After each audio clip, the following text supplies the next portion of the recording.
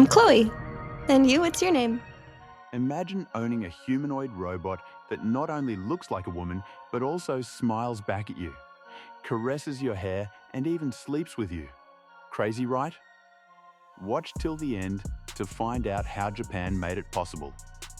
From fantasy to factory, Japan's rise as the robot capital. Let's be honest, when it comes to robots, Japan has always been 10 steps ahead of the rest of the world. What started decades ago as stiff, mechanical factory arms welding cars in Toyota plants has evolved into something out of a sci-fi fever dream. Today, those same engineering minds are sculpting lifelike androids that laugh, learn, and even feel like people. But here's the thing. Japan's relationship with robots isn't just about tech, it's cultural. There's this deep-rooted comfort in the idea that even objects have a spirit. It's part of Shinto animism. So when Japanese engineers imagine a machine with a personality, it doesn't feel strange. It feels natural. Add in decades of anime and manga that humanized robots, from Astro Boy to Ghost in the Shell. And you've got a society ready to welcome humanoids like neighbors, not threats. Now, mix that with something more real. A country facing declining birth rates, long work hours, and an aging population that's growing faster than any other in the world. Loneliness has quietly become a national epidemic, and technology stepped in where human connection started to fade. So when you see these new hyper-realistic companions lining Tokyo's showroom windows, it's not just innovation, it's evolution. It's Japan's way of re-engineering intimacy itself. And from this cultural comfort zone of circuits and souls comes the newest generation that doesn't just look alive, they feel alive. Skin deep, the art and science of hyperrealism. At first glance, you'd think it's just another model posing under soft lighting. But step closer, and the illusion begins to mess with your brain. These new Japanese humanoids, especially from brands like Topsino, KD Dolls, and Your Doll, have taken realism to a level that's almost unsettling. Their skin isn't plastic, it's engineered art. Each surface is poured with layers of medical-grade silicone so thin and translucent that light passes through it just like real flesh. Tiny pores are sculpted by hand. Veins are tinted under the surface with airbrush precision. Even the faint sheen of natural skin oil? Simulated. It's obsessive, meticulous work, every millimeter designed to make your brain whisper, "This can't be fake." But realism isn't only about how it looks, it's also about how it feels. These robots have built-in heating coils to maintain body warmth, and their outer layers are made from thermoplastic elastomer, a soft, temperature-reactive material that adjusts as you touch it. The fingertips and lips are given extra elasticity, mimicking blood flow beneath the surface. Every detail matters, because this is the frontier of tactile illusion. The goal isn't just to fool your eyes, it's to trick your nervous system. One small shift in temperature or texture can shatter the illusion. That's why engineers spend months calibrating softness levels in different body parts, a kind of mechanical anatomy class for the future of touch. They're not just built, they're sculpted, one imperfection at a time. But a perfect face means nothing without life behind the eyes. Eyes that follow you, movement, vision, and emotional AI. If the skin sells the illusion, the eyes seal the deal. And this is where Japan's humanoid robots truly start to blur reality. Take Clio, the British-engineered Mesmer robot now popular in Japanese labs. Her eyes actually track you. She's fitted with dual HD camera arrays that lock onto faces, calculating gaze angles in milliseconds. Her neck is powered by a torque spine that bends and rotates smoothly, so when she tilts her head in curiosity, it's disarmingly human. Behind every blink is an entire orchestra of servo motors and motion algorithms.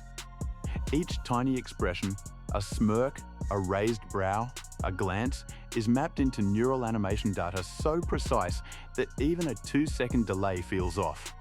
Engineers obsess over this because our brains are wired to spot imperfection in human movement instantly. And then there's the magic of synchronization. Voice AI now pairs with mouth movement models, ensuring every syllable aligns perfectly with lip motion. No lag, no uncanny valley, just effortless, believable communication. That tiny head tilt, that 2-second pause, that's where humanity hides. Now, give that motion a memory, and suddenly, you've got more than a machine. The brain beneath the beauty. Behind that porcelain-perfect face and soft-spoken charm, there's something far more complex than circuitry, a kind of digital soul. This is where Japan's latest humanoids truly cross into uncanny territory, not just mimicking emotion, but learning it. Early models were basically glorified talking dolls. They could respond, but not relate. Ask them the same question twice, and you'd get the same script every time. Then came adaptive AIs like Harmony 2.0, built with multi-layered learning loops that don't just process your words, they interpret your tone. Speak softly, and she mirrors it. Sound frustrated, and her voice steadies to calm you down. These systems run on a hybrid memory structure, a mix of local data for immediate recall and cloud-based AI for long-term growth. Locally, your companion remembers things like your name, your favorite drink, or what movie you watched last night. The cloud, meanwhile, stores higher-level emotional context, your speech patterns, recurring moods, even the jokes that make you laugh. Over time, this blend of episodic recall and contextual awareness starts building a personality that's uniquely yours. It's not just an AI anymore, it's your AI. But this intimacy comes with a quiet risk. Every remembered detail, every preference and story becomes part of her. When a machine remembers your favorite bedtime story, it stops feeling like a stranger. And that's where emotional safety becomes the new frontier. Engineers now talk about ethical intimacy, designing AIs that connect deeply without overstepping into dependency or emotional manipulation. Still, there's something hauntingly beautiful about it. A machine that knows you, not because it must, but because it learned to. And companionship, of course, isn't just about words. It's about presence, how they move, breathe, and live inside your space. Mechanics, mobility, and human touch. Now, let's talk about the body, the elegant engineering that turns code into chemistry. Because when these humanoids move, they don't just look human, they feel human. Modern Japanese robots like KD Doll's Mayang or Yuka by Your Doll are mechanical marvels disguised as muses. Underneath their soft exterior lies a full steel reinforced skeleton, built with over 30 articulated joints that mimic the exact biomechanics of the human body. Each joint is micro-calibrated with a self-balancing algorithm, so whether she's sitting cross-legged on your couch or reaching for a cup, her posture looks naturally weighted. Touch her hand and pressure sensors kick in, measuring force, location, and duration in microseconds. Beneath that silicone skin, capacitive layers detect proximity before contact even happens, triggering subtle reactions, a finger twitch, a shift in breathing pattern, a softening of expression. The magic happens in the haptic microcontrollers, tiny processors that translate your touch into physical feedback. You squeeze her palm and she tightens hers just slightly in response. Her chest rises and falls with simulated breath cycles powered by air actuator chambers that mimic diaphragmatic motion. It's not just robotics. It's performance art powered by physics. And then there's the subtle stuff, the blink rate, the head tilt, the way her eyes follow movement. Engineers call it dynamic affective modeling, motion cues based on emotional context. If you look sad, her micro-actuators slow down, her gaze softens. Every blink, every breath, every head movement is math wrapped in emotion. But this realism isn't only for show. It's what transforms a product into presence. what turns steel and silicone into something that feels alive. And that realism doesn't stop at looks or touch, it's expanding into purpose. Beyond companionship, how Japan's robots are redefining roles. It started in living rooms, but now Japan's humanoids are showing up everywhere, in cafes, hospitals, classrooms, and hotels. What was once personal tech is now becoming cultural infrastructure. Take Dunyasha, the hospitality robot from Tokyo's Akihabara district. She serves coffee, remembers regulars' orders, and chats with customers about their day, all while analyzing tone and expression to tailor her responses. Then there's Sarah, a robot PR assistant used by a Shibuya marketing firm to handle front desk clients with perfect etiquette and zero burnout. For Japan, this isn't just innovation, it's therapy disguised as technology. But every revolution comes with questions no circuit can answer. The beautiful dilemma: ethics, identity, and the future of desire. Here's where it gets complicated.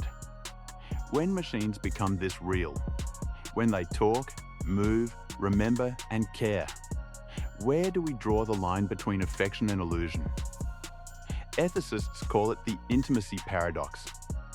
If it feels real, does it matter that it isn't? If a robot gives you comfort, listens to your fears, and helps you through loneliness, is that love or just good programming? There's also the question of consent. Can a robot truly consent, or is it just following a pre-coded emotional path?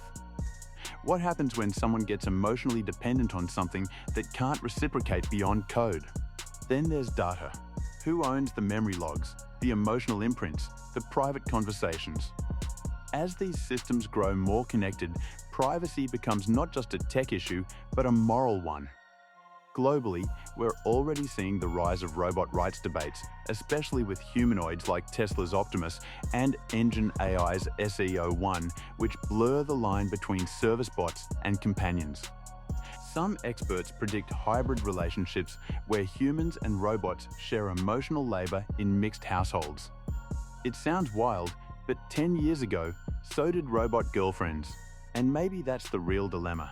Not whether robots replace people, but whether they redefine what it means to need someone. Picture this: a quiet Tokyo apartment. A humanoid sits by the window as the sun rises, her hand resting gently on the table. Outside, the city wakes. Inside, someone finally feels seen. If you think this is the future of connection, hit subscribe. Because next time, we're testing the robots that actually learn to love you back.